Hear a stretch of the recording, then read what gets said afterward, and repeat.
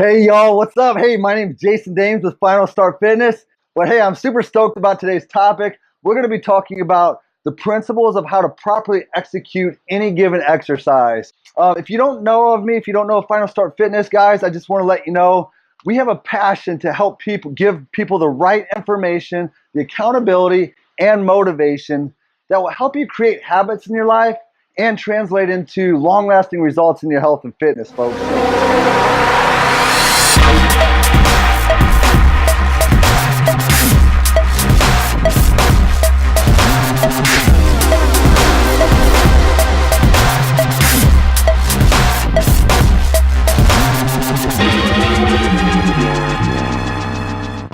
Point of this talk is principles of execution. How do you properly execute an exercise so that you essentially get the best bang for your buck, that you're going to optimize fat burning, muscle growth, and ultimately really prevent injury, right? You have to go in with the right mindset, because if you go in with just, hey, I'm just moving weights from one point to the other. Let's say you're doing bicep curls. I like to use this one a lot. You'll probably hear me talk about it.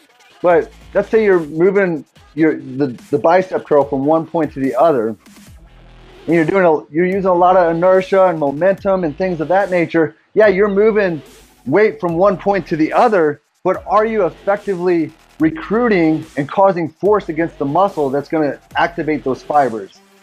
So do you see the difference in the mindset? It's really, really important. So many people go into the gym and they're like, man, I crushed it. I killed it today. I did this amount of sets. I did that and whatever. And then like a day later, their knees are killing them and so forth. And they end up having an injury or whatever. And they may not even really properly work those muscles that they were intending to work. So was it really a good workout if you just killed it and you sweat a bunch, right? Maybe just a different thought process for you to think through.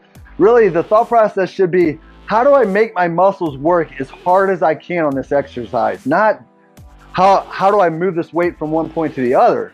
So it might take lowering your pride a little bit when you go into the gym, right? You see all these guys that put massive amounts and they're like bouncing the weight off their chest or whatnot, and they're doing all these. Or maybe, it's your ladies, you just think like, hey, I did all these different exercises and I killed it, crushed it. You see a lot of different variations of this, but you just may need to lower your pride and say, you know what? It's not about what people see or what they perceive of me. I'm trying to maximally be the best I can and affect this exercise to its full potential.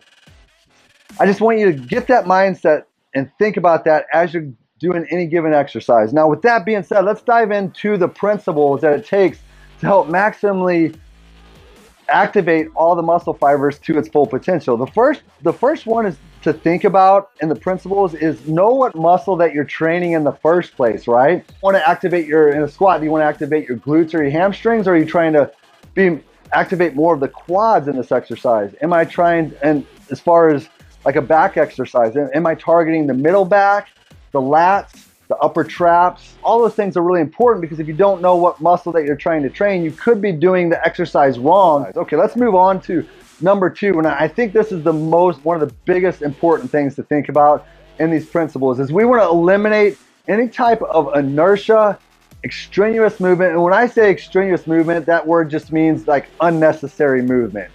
So extraneous movement, inertia, momentum, anything of that nature, we want to try to eliminate, because here's the thing. You ever seen somebody in the gym and they're doing bicep curls and they get this dance thing going on? They're kind of bouncing like this and they almost look like they're at the club, right? They're doing I call it the bicep dance, right? Well, here's the thing.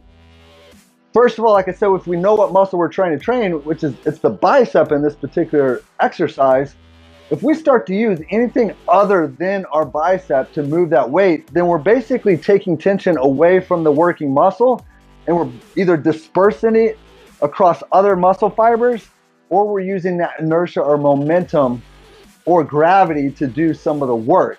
So again, we can get that weight from one point to the other, but is it actively putting force against the muscle that we're trying to train? Number three is work the muscle through its entire range of motion. So the fully lengthened position and the fully shortened position. So if you guys ever hear me say shorten or lengthen and you don't really know what that term means, it just means that the muscle's either contracting or it's lengthening. That's all that means. So we want to work the muscle we want to work as many fibers as we can, right? So we want to work that muscle in its fully lengthened position all the way down and all the way up. So a lot of times you just see guys or gals doing a particular exercise in the middle of the range where they're the strongest, but they're leaving out some of the other parts of the range of motion, thereby not contracting the muscle in its full range of motion. So the range of motion is important. And then fourthly, you need to make sure that you have complete control through the full range of motion in any exercise that you're doing. If I don't have complete control over that, then I'm probably letting momentum or inertia start to take over, because I might start to use more of my back and swinging the weight this way, or the weight could be just too heavy. You should be able to do a weight that you can control. And so if it's not a weight that you control, then again, it's either you're going too fast in the range of motion or the weight's too heavy. So the more weight that you're utilizing, obviously the more slow the repetition's gonna be. Execution always trumps progression. So think of developing the execution and developing the right mindset and the skills, and then you can progress in the amount of weight, learning how to create stability, keeping control, and eliminating the inertia, momentum, extraneous movement, all those things. If you get those skills down, then you can progress in weight and therefore build more muscle. That's going to translate into burning more fat. The more muscle that you have, it's going to improve every metabolic function.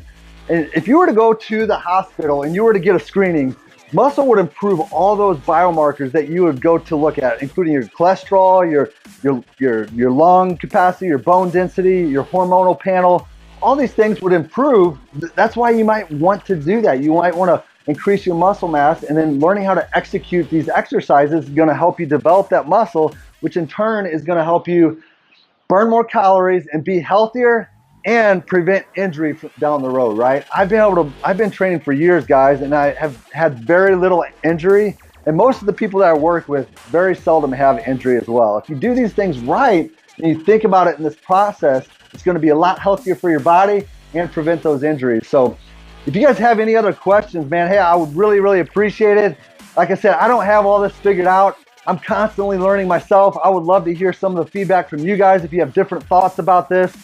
And we're going to continue to put out more information. But my name is Jason Dames with Final Start Fitness. We're going to be checking out of here. God bless you guys. I hope you have a great day and a great week. Feel free to put some comments in that comment section, and go like our page, hit the notification button so you don't miss any of these. We love you guys. Peace out.